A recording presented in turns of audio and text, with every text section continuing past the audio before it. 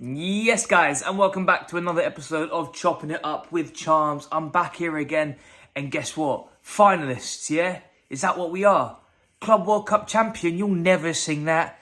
Now, just gonna wrap through how I've been feeling about the whole Chelsea club, and to be honest, today's episode's a little bit different. It's a bit more of an opinion piece, more of a thought piece, but are Chelsea world class? And I know, okay, I understand. I may be getting ahead of myself a little bit, right? The Club World Cup, Tin Pot Trophy, people are going to have their opinions of it. People are going to have their opinions on the importance of the tournament. But that's not my argument.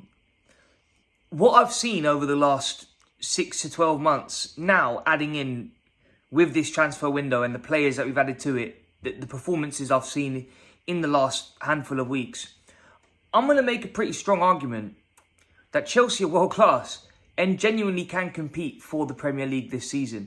Don't forget to like and subscribe before we get into it for more delusional ramblings. But we'll start from the back. I think one thing that makes Chelsea weak is our goalkeeper and our centre-back problem. And as much as I have love for Tosin, Colwill, Fofana, they're either not up for it on weeks or struggle with injury, right? Tosin, I like going forward. In terms of going into the future. But for me, it's always been about how Fofana is going to adapt into this club, right? He struggles with his injuries. I think he's the most talented centre-back that we have. Colwill is very hit and miss. For me, he's a lot more hit than most people who aren't really a big fan. But I see Trevor Chalobah as the future of as a centre-back at this club, right? If you hold him down and we sign a world-class centre-back to pair with him, I think that's a massive hole filled. Because I feel like we're making do. Because Tosin's good enough, I guess. Colwill, Fofana, they're good enough, I guess. I like, obviously, once again, the performances I've seen from Chalobah at his age, at this level, I'm impressed. There's nothing short of impressive, you know what I mean? The development that he's going to be having in his game over the next couple of seasons, keep him there. But if we sign a Ronald Araujo, someone of that ilk, someone who's got the challenge, stops that last man, I think that's a big problem. I think that's a big problem for other teams trying to break us down. I think we've got probably the best fullback duo in the world outside of PSG, who've got Nuno Mendes and Hakimi. Reece James and Cucurella, both on their day, have shown that they're absolutely unplayable and they're world class. And Cucurella's been doing it week in, week out. And I know Reece James struggles with injuries, but he comes back in after a month injured, bags a free kick in, has a 10 out of 10 performance at right back, just to get slotted in somewhere else, sort of in the midfield, and then go a little bit missing. Just leave him there at the right back, right? And Cucurella, I don't even need to talk about. He's absolutely quality. Now, when we get to the midfield, Moises Caicedo is world class. I don't think that needs much of an explanation to it.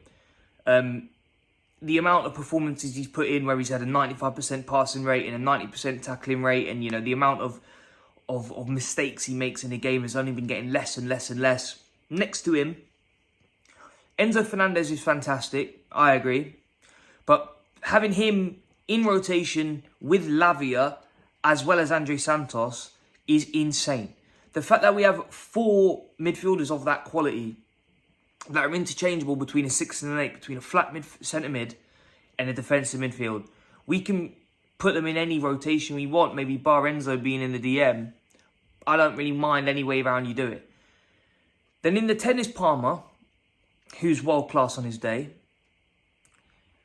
And in and around this squad is Joao Pedro, Jamie Bino-Gittins, Liam Delap, all players that are willing to prove themselves. Noni Madueke's just left to Arsenal, which is something I'll touch on a little bit at the end of this video. But that leaves that right wing flank, right? And I like how Tyreek George has been playing off of it, personally. I think that he's shown so much quality. But the fact that we're getting in players like Estevao as well, who aren't even at the club yet, who played against us and won man of the match in a 2-1 loss. And Dan feels how he feels about that. I thought he was incredible that game. Cucurella pocketed him nonetheless. But this is my whole point. Going forward, looking at what Chelsea can do in the Premier League. I mean, a year ago, 2 years ago, you're looking at this club and thinking, they're future-proofing too much. There's no way that this is going to work. Well, you look at us now, right? And you see a player like Joao Pedro who can not only play in the 9, but in the 10, he can be a straight striker. He can be that creative spark. And if you do that, then Palmer can go a little bit more out wide, where he can play off of his left foot, not get trapped onto his right, which has been causing him problems in recent weeks.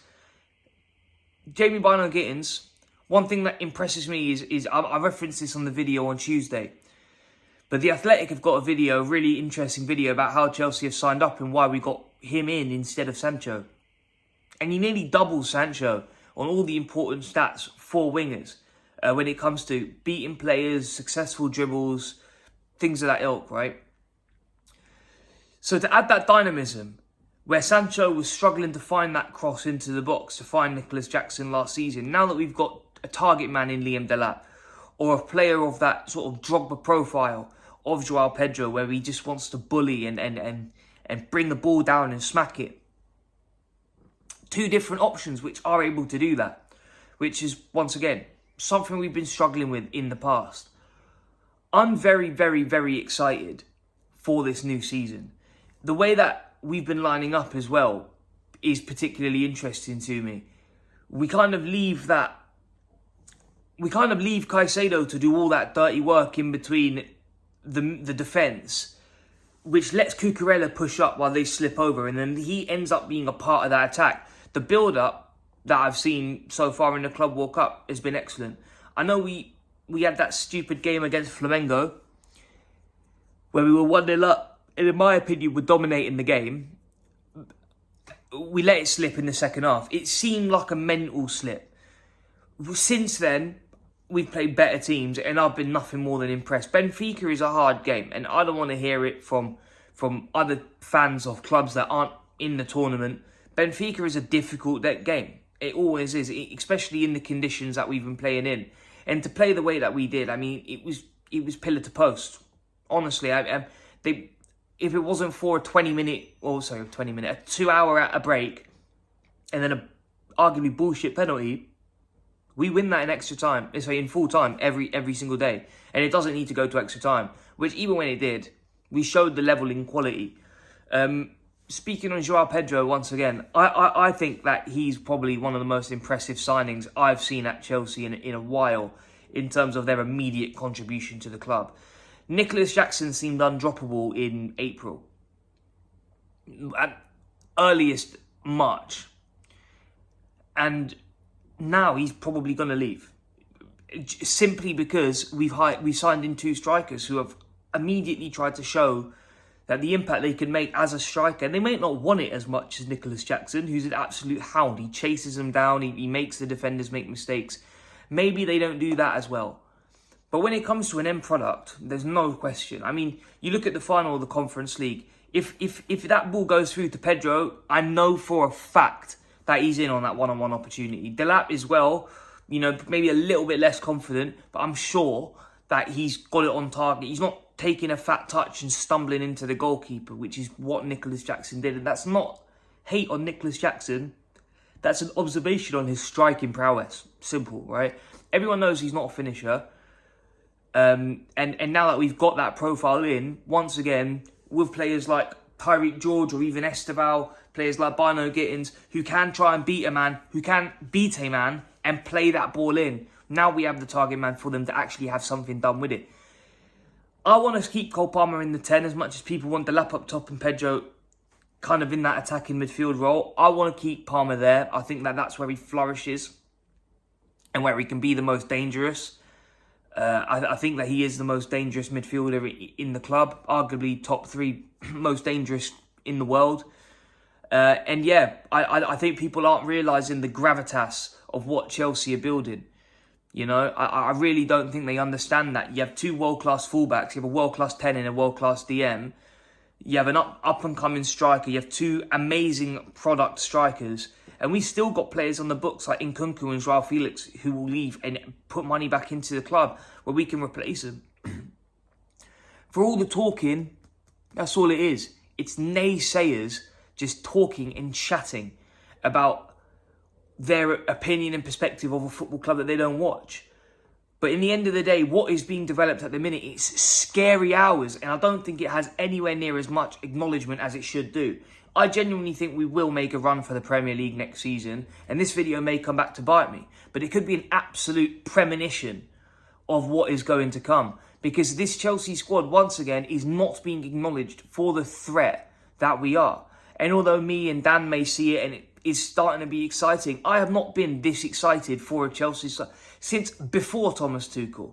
You know, since maybe when we won the Champions League, I was looking at the squad and going, now we can do something. Now that we've won that tournament, now we can do it. And it just didn't happen. You know, we lost Roman, we got in Bowley, and what's happened since then? Honestly, this is it. This is the time Chelsea make the fucking run. And it's going to happen this season. And this, once again, could be a 10-minute rambling that means absolutely nothing. But it won't be. It will be the premonition. Up the Chelsea. God bless. Take care of yourself. And don't forget to like and subscribe.